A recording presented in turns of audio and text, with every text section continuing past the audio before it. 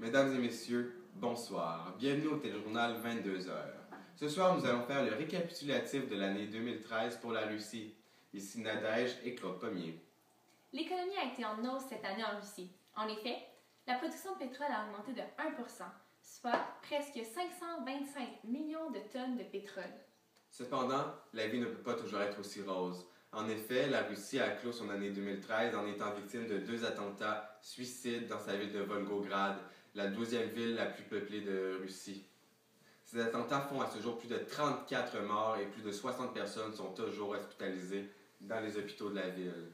Ces attentats ne sont pas revendiqués. Ceci étant dit, ils sont associés à des kamikazes. Une des kamikazes en cause serait une veuve noire. L'État de Russie croit que ces attentats terroristes ont été mis en place pour créer un climat de terreur avant les Jeux olympiques, mettant la sécurité des athlètes en jeu. Selon le magazine Forbes, Vladimir Poutine est l'homme le plus puissant du monde, suivi de son homologue américain Barack Obama.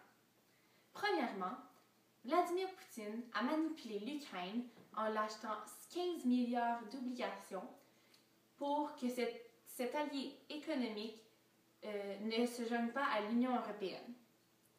Deuxièmement, la Russie est le seul pays ayant voulu accueillir le réfugié politique des États-Unis Edward Snowden. Vladimir Poutine a désiré confronter les États-Unis en agissant de la sorte.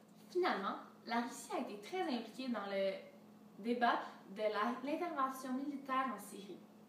Comme Vladimir Poutine ne voulait pas attaquer son allié, il a proposé la destruction de l'arsenal chimique syrien.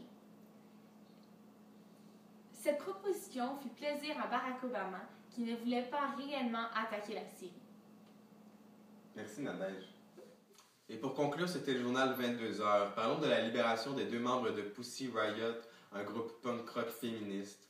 Alors qu'ils manifestaient dans une cathédrale orthodoxe russe de Moscou, elles ont été arrêtées à cause qu'elles chantaient des chansons anti-Kremlin dénonçant l'abus de pouvoir de Vladimir Poutine. Elles ont toutes deux été incarcérées pour une période de 22 mois, accusées d'hooliganisme motivé par de la haine religieuse.